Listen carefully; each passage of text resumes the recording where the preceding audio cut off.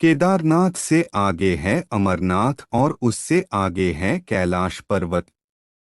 कैलाश पर्वत शिवजी का मुख्य समाधिस्थ होने का स्थान है, तो केदारनाथ विश्राम भवन। हिमालय का कण शिवशंकर का स्थान है। अमर कथा के पवित्र गुफा में भगवान शंकर ने भगवती पार्वती को मोक्ष का मार्ग दिखाया था। इस तत्वज्ञान को अमर कथा के नाम से जाना जाता है, इसीलिए इस स्थान का नाम अमरनाथ पड़ा। यह कथा भगवती पार्वती तथा भगवान शंकर के बीच हुआ संवाद है। यह उसी तरह है जिस तरह भगवान श्री कृष्ण और अर्जुन के बीच संवाद हुआ था।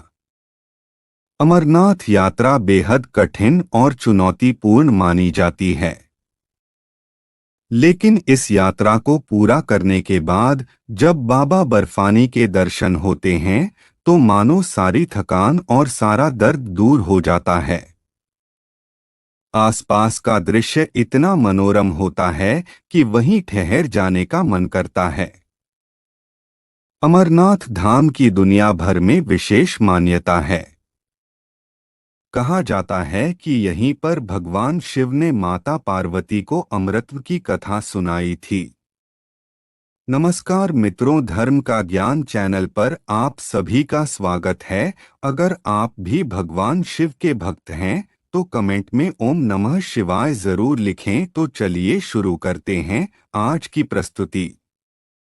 इस कथा को सुनाने के लिए उन्हें एकांत की जरूरत थी, इसलिए उन्होंने अपनी हर प्रिय चीज को त्याग दिया था। जिन जिन स्थानों पर उन्होंने अपनी प्रिय चीजों को त्यागा था, आज वो स्थान अमरनाथ के खास पड़ावों में शामिल हैं। आप भी इस साल अमरनाथ धाम में जाकर बाबा बर्फानी के दर्शन करना चाहते हैं तो इन खास पड़ावों के बारे में जरूर जान लें। पहला पड़ाव पहलगाम। अमरनाथ धाम की यात्रा दो मार्गों से तय की जाती है, एक बालटाल और दूसरा पहलगाम। मान्यता है कि भगवान शिव ने गुफा तक पहुंचने के लिए पहलगाम का मार्ग चुना था। जब भगवान शिव माता पार्वती को एकांत गुफा की ओर ले जा रहे थे तो सबसे पहले उन्होंने नंदी को त्यागा था। आज ये स्थान पहलगाम कहलाता है। पहलगाम अमरनाथ की पवित्र गुफा की वार्षिक तीर्थयात्रा का प्रारंभिक बिंदु है। यहीं से यात्रा शुरू होती है। दूसरा पड़ाव चंदनवाड़ी। पहलगाम से कुछ किलोमीटर आगे बढ़ने के बाद आपको दूसरा पड़ाव मिलता है, जिसे चंदनवाड़ी के नाम से जाना जाता है। मान्यता है कि ये वो स्थान है जहां भगवान शिव ने चंद्रमा को खुद के मस्तिष्क से अलग किया था। इस स्थान का कण कण पवित्र माना जाता है। मान्यता है कि अपने शरीर का भभूत और चंदन भी शिव जी ने इसी स्थान पर उतार दिया था। यहाँ की मिट्टी को लोग अपने मस्तक पर लगाते हैं।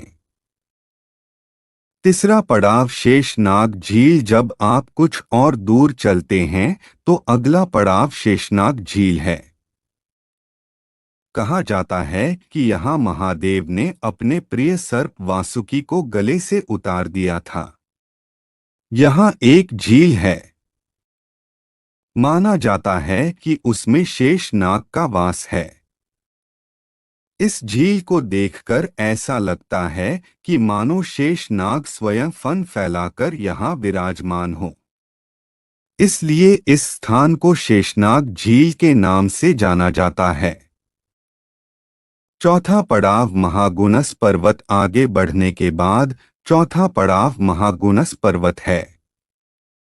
इसे गणेश टॉप और महागणेश पर्वत के नाम से भी जाना जाता है। कहा जाता है कि इस स्थान पर प्रभु ने अपने प्रिय पुत्र गणेश को रुककर इंतजार करने को कहा था। इस स्थान पर बेहद खूबसूरत झरने और मनोरम दृश्य हैं।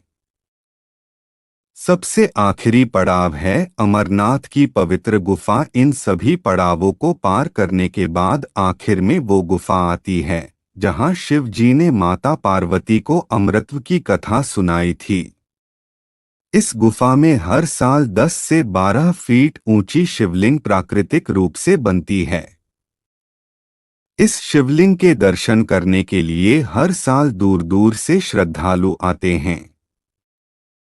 मान्यता है कि इस शिवलिंग के दर्शन मात्र से व्यक्ति के जीवन के अनेकों पाप दूर हो जाते हैं, उसकी मनोकामना पूर्ण होती है।